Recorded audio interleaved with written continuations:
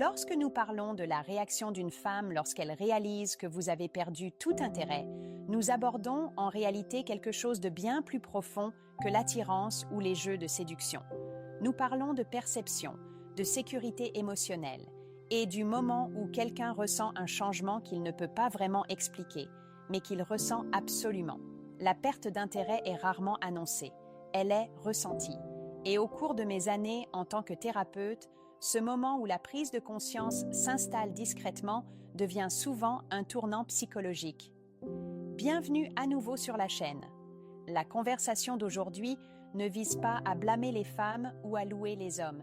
Il s'agit de comprendre le comportement humain lorsque les dynamiques émotionnelles changent. Je veux vous guider à travers cela comme je le ferais dans une salle de thérapie. Calmement, honnêtement et à partir d'une expérience professionnelle vécue.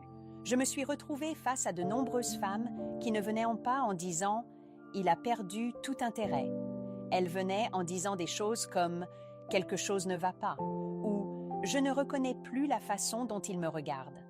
Ce qui est controversé ici est le suivant. La plupart des gens supposent que les femmes paniquent ou réagissent immédiatement de manière émotionnelle lorsque l'intérêt diminue. En réalité, la première réaction est souvent la prise de conscience, pas le chaos, et cette prise de conscience peut être bien plus puissante que ce que les gens attendent. D'après mon expérience, lorsqu'une femme réalise que votre énergie émotionnelle a changé, son esprit ne tire pas immédiatement de conclusion. Il commence à observer. Elle rejoue les conversations. Elle remarque le silence. Elle compare la façon dont vous vous présentiez autrefois et celle dont vous le faites maintenant. Et, en interne, une discrète recalibration commence. C'est là que de nombreux hommes lisent mal ce qui se passe, car la réaction n'est pas bruyante. Elle est stratégique, émotionnelle et profondément personnelle. Ce qui rend ce sujet inconfortable et même controversé est que la perte d'intérêt peut en fait modifier l'équilibre du pouvoir émotionnel, non pas parce que quelqu'un manipule quelqu'un d'autre, mais parce que l'incertitude active la réflexion. J'ai vu des femmes devenir plus conscientes d'elles-mêmes, plus curieuses et parfois plus investies émotionnellement, non pas parce qu'elles courent après, mais parce que les humains sont câblés pour rechercher la clarté. Tout au long de cette vidéo, je parlerai d'un point de vue thérapeutique. Aucune histoire de client ne sera identifiable, pas de dramatisation, juste des schémas que j'ai constamment observés à travers différentes relations, âges et contextes émotionnels. Si vous vous êtes déjà demandé pourquoi les choses semblent changer lorsque vous cessez de vous investir ou pourquoi son comportement change soudainement, cette conversation vous aidera à comprendre ce qui se passe réellement sous la surface. Avant de commencer cette vidéo, assure-toi d'appuyer sur le bouton d'abonnement et de laisser un commentaire ci-dessous disant que je me suis abonné. Commençons. Numéro 1. Elle remarque le changement émotionnel avant que vous ne disiez quoi que ce soit. L'un des schémas les plus constants que j'ai observés dans mon travail de thérapeute est le suivant. Une femme a rarement besoin d'une annonce pour savoir que quelque chose a changé. Bien avant que des mots ne soient échangés, l'atmosphère émotionnelle parle d'elle-même. Lorsque votre intérêt diminue, même discrètement, cela altère le rythme de la connexion. Les pauses sont différentes. La chaleur de vos réponses change. La façon dont vous écoutez n'a plus la même présence, et elle le remarque, souvent avant de pouvoir expliquer comment elle le sait. En séance, les femmes ne décrivent généralement pas ce moment avec certitude. Elles le décrivent avec intuition. Elles disent des choses comme « je peux le sentir se retirer » ou « il est toujours là », mais pas entièrement. Ce qu'il est important de comprendre, c'est que cette prise de conscience ne vient pas seulement de l'insécurité, elle vient de la résonance émotionnelle. Lorsqu'une personne a été connectée à vous, elle a appris vos schémas. Un léger retrait se démarque, non pas comme un drame, mais comme un contraste. Ce qui rend cette étape engageante et souvent mal comprise est que sa première réaction n'est pas la confrontation, c'est l'observation. Elle devient plus silencieuse intérieurement, plus attentive. Elle commence à suivre les changements sans les annoncer. Ce n'est pas de la manipulation, c'est l'esprit qui essaie de donner un sens à un changement dans la sécurité émotionnelle. Lorsque l'intérêt s'estompe, l'incertitude apparaît, et l'incertitude pousse les gens à réfléchir. J'ai travaillé avec des femmes qui ne se sont pas senties blessées immédiatement. Au lieu de cela, elles se sentaient déstabilisées. La certitude qu'elles avaient autrefois sur leur position devenait moins stable. Et lorsque la certitude disparaît, le système nerveux cherche des réponses. Elle peut rejouer des interactions récentes, non pas pour accuser, mais pour comprendre. Était-ce quelque chose qu'elle a dit, quelque chose qu'elle a manqué, ou simplement un changement qu'elle n'a pas causé? Voici où de nombreux hommes lisent mal la situation. Le silence de sa part ne signifie pas l'ignorance.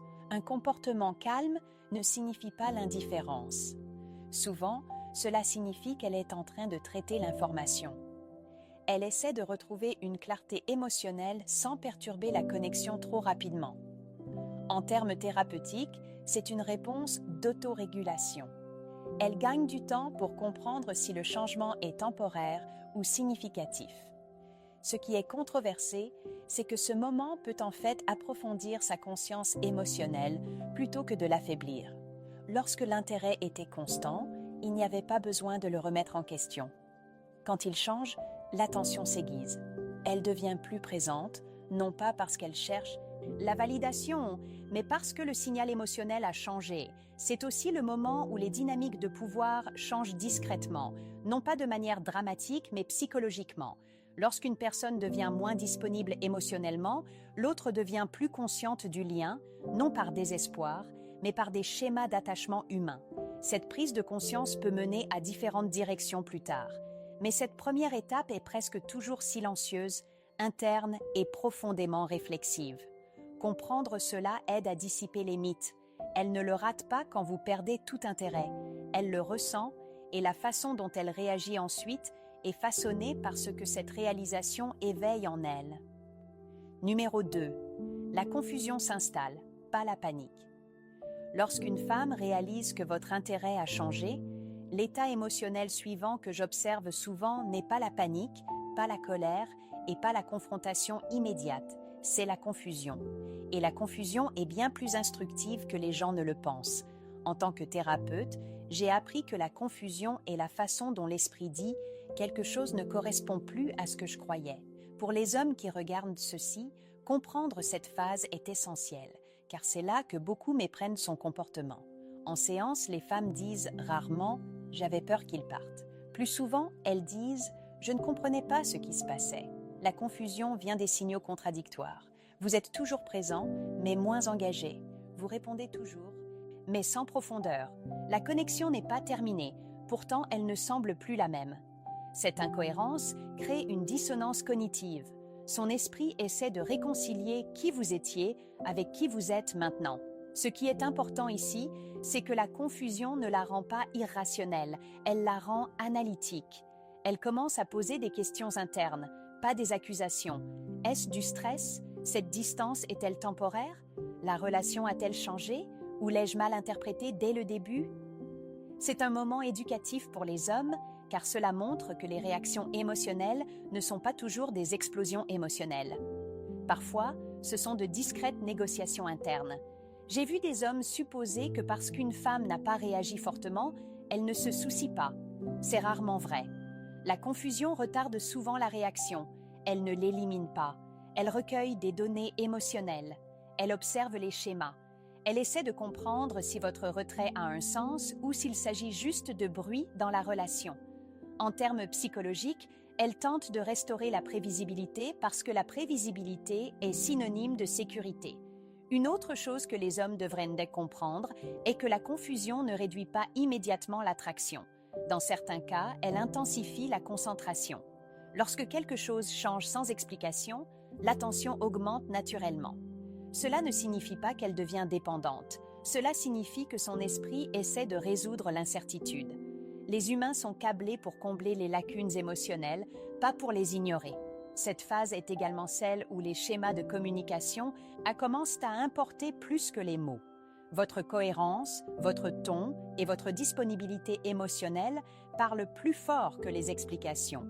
Si la confusion persiste trop longtemps, elle commence à se transformer en interprétation. Et une fois que l'interprétation commence, elle remplit les blancs elle-même. C'est pourquoi les hommes qui s'éloignent involontairement se sentent souvent mal compris plus tard. L'incompréhension ne venait pas de la malice, Elle venait d'une ambiguïté prolongée. D'après mon expérience, la confusion est un carrefour. Si la clarté revient, l'équilibre émotionnel peut être rétabli. Si la confusion s'approfondit, les stratégies émotionnelles changent. Ce n'est pas de la manipulation, c'est de l'adaptation. Elle réagit à un environnement qui ne semble plus stable. Pour les hommes, la leçon ici est simple mais rarement enseignée. Le retrait émotionnel ne disparaît pas discrètement. Il crée un mouvement psychologique. La confusion est le premier signal de ce mouvement, et la façon dont cette confusion se résout détermine tout ce qui suit. Numéro 3. Elle commence discrètement à se réévaluer elle-même et la relation. Une fois que la confusion s'installe, quelque chose de très subtil mais puissant commence à se produire. Elle se tourne vers l'intérieur. C'est l'une des étapes les moins discutées. Pourtant, d'après mon expérience de thérapeute, c'est l'une des plus importantes. Lorsqu'une femme sent que votre intérêt a diminué et ne peut pas immédiatement en comprendre le sens, son attention ne reste pas uniquement sur vous. Elle se tourne vers elle-même et vers la relation dans son ensemble. J'ai souvent entendu des femmes dire des choses comme « je me suis demandé si j'avais changé » ou « je me suis demandé si je m'étais comportée différemment ». Ce n'est pas de l'autoflagellation au sens dramatique que les gens imaginent, c'est de l'auto-évaluation. Les êtres humains recherchent naturellement des schémas, et lorsque quelque chose d'externe change, nous vérifions en interne si nous en sommes la cause. Ce n'est pas une faiblesse, c'est l'intelligence émotionnelle à l'œuvre. Pendant cette phase, elle examine mentalement la relation, non pas de manière obsessionnelle, mais de manière réfléchie. Elle réfléchit à la façon dont la connexion a commencé, comment elle a évolué et où en sont les choses actuellement. Elle remarque ce qui semble équilibré et ce qui ne l'est pas. En thérapie, je décris souvent cela comme un audit interne. Elle se pose des questions silencieuses. Suis-je valorisée de la même manière? Suis-je toujours en sécurité émotionnelle ici? Est-ce que j'investis plus que je ne reçois? Ce qui rend cette étape engageante, c'est qu'elle est invisible pour la plupart des hommes. Il n'y a pas encore de grandes conversations, pas d'accusations, pas de manifestations émotionnelles. Mais intérieurement, sa perception de la relation change. Elle n'opère plus sur des hypothèses, elle opère sur l'observation. Et une fois qu'une relation entre dans cet espace, elle n'est plus jamais tout à fait la même. Voici quelque chose que beaucoup d'hommes ne réalisent pas. Cette autoréflexion peut en fait accroître sa conscience de soi. J'ai vu des femmes grandir émotionnellement pendant cette étape, non pas parce qu'elles essaient de reconquérir quelqu'un, mais parce que l'incertitude émotionnelle force souvent la clarté. Elle peut reconnaître des schémas qu'elle ignorait auparavant. Elle peut remarquer des façons dont elle s'est adaptée pour maintenir l'harmonie. Ou elle peut réaliser que la connexion reposait fortement sur votre attention pour se sentir stable. C'est aussi là que l'indépendance émotionnelle peut tranquillement se renforcer. Lorsque l'intérêt était constant, il y avait du confort. Quand il diminue, elle commence à se demander si son estime de soi est liée à cette cohérence. Cette question seule peut modifier la façon dont elle se présente à l'avenir. Parfois, elle se retire émotionnellement. Parfois, elle devient plus sélective avec son énergie, non pas comme une tactique, mais comme un ajustement protecteur. D'un point de vue thérapeutique, cette étape est importante car elle détermine sa prochaine direction émotionnelle. Si elle conclut que la relation reste respectueuse et sécurisante, elle peut choisir de communiquer ou de se reconnecter. Si elle conclut que le déséquilibre reflète quelque chose de plus profond, son attachement commence à se relâcher, souvent avant qu'aucun changement extérieur ne soit visible. Les hommes pensent souvent que le tournant est une conversation. En réalité, le tournant se produit généralement ici, discrètement, intérieurement, bien avant que des mots ne soient échangés. Numéro 4. Son comportement change avant ces mots. Lorsqu'une femme est déjà en couple et commence à sentir que votre intérêt a diminué, l'un des premiers signes n'est pas ce qu'elle dit, mais ce qu'elle fait différemment. En thérapie, j'explique souvent que le comportement est le corps qui parle avant que l'esprit ne soit prêt à mettre les choses en mots. Les mots viennent plus tard. Les actions s'ajustent d'abord. J'ai travaillé avec des femmes qui étaient toujours engagées, toujours présentes, toujours là pour leur partenaire. Mais quelque chose de subtil avait changé dans leur engagement. Elles n'avaient encore rien décidé. Elle ne planifiait pas de rupture, mais elle réagissait à un déséquilibre émotionnel qu'elle ne pouvait plus ignorer. Lorsque l'intérêt diminue dans une relation, le système nerveux s'adapte avant que le cœur ne le confronte. Vous pourriez remarquer qu'elle cesse d'initier certaines conversations, non par punition, mais par autoprotection.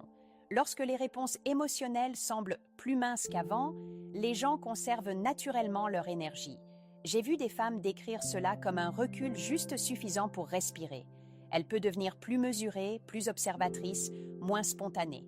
Ce n'est pas de la froideur, c'est de la prudence. Dans les relations à long terme, en particulier, cette étape est souvent mal comprise. Les hommes supposent que la relation est stable parce qu'il n'y a pas d'argument, pas de changement dramatique, pas de confrontation. Mais intérieurement, elle recalibre la quantité d'elle-même qu'elle apporte. Elle teste ce qui se passe quand elle donne légèrement moins. La connexion se rééquilibre-t-elle? Le remarque-t-il?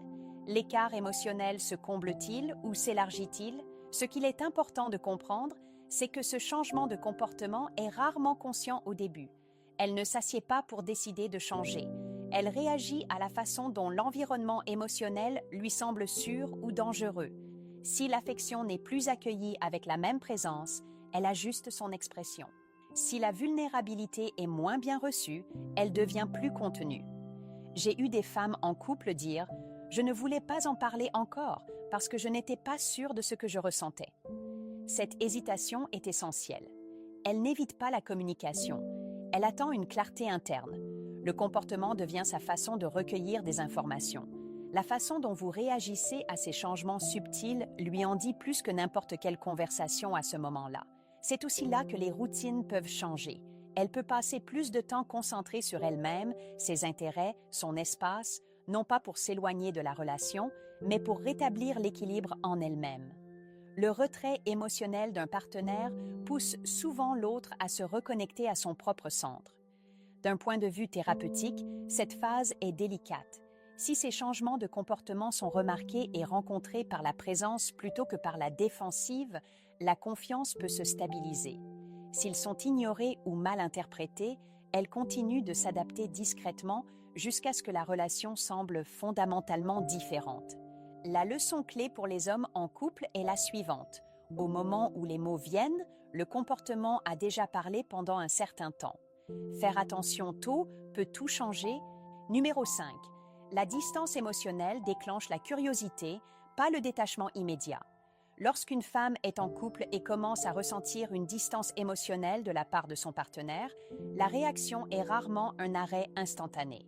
D'après mon expérience de thérapeute, la distance émotionnelle éveille plus souvent la curiosité que le détachement. C'est une distinction cruciale que de nombreux hommes manquent. La distance ne dissout pas immédiatement la connexion, elle active la conscience.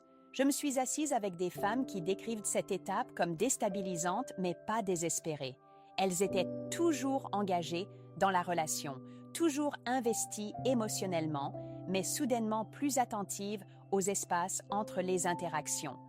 Elles remarquaient quand les conversations se terminaient plus tôt qu'avant, quand l'affection semblait moins ancrée, quand la présence était remplacée par la routine.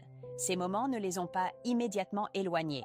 Au lieu de cela, ils les ont poussées à se poser des questions. La curiosité dans ce contexte n'est pas liée à la suspicion ou au contrôle. Il s'agit de sens. Elles commencent à se poser des questions discrètes. Qu'est-ce qui a changé?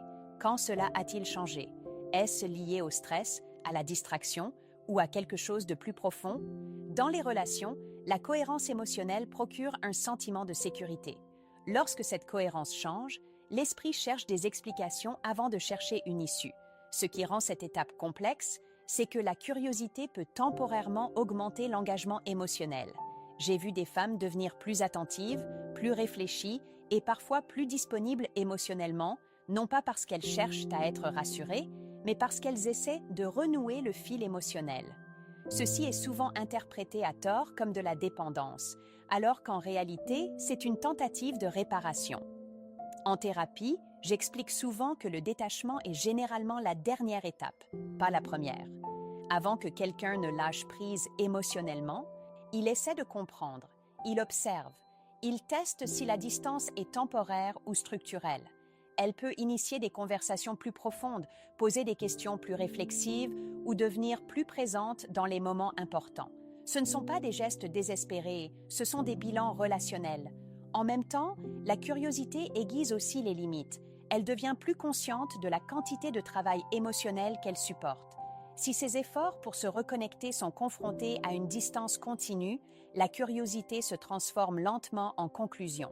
C'est là que les hommes se sentent parfois désemparés plus tard, ne réalisant pas que le traitement émotionnel se déroule discrètement depuis un certain temps.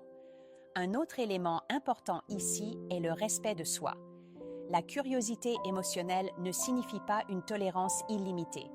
En observant, elle évalue également si la relation est toujours mutuelle. Si la distance émotionnelle persiste, la curiosité commence à céder la place à l'autoprotection. Elle commence à se demander non seulement pourquoi la distance existe, mais ce que cela lui coûte de continuer à la combler seule.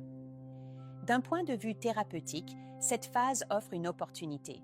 Lorsque la distance émotionnelle est rencontrée par la conscience et la présence, la curiosité peut ramener à la connexion. Lorsqu'elle est ignorée, la curiosité devient la base d'une séparation émotionnelle. Pour les hommes en couple, comprendre cette étape est profondément important. La distance émotionnelle ne la repousse pas immédiatement.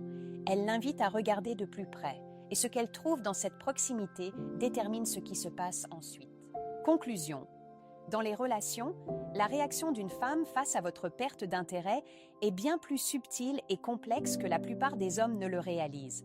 Elle commence par la prise de conscience, évolue à travers la réflexion, la curiosité et les ajustements comportementaux et atteint finalement un point d'acceptation ou de réinvestissement. Comprendre ce processus n'est pas une question de manipulation ou de blâme. Il s'agit de littératie émotionnelle.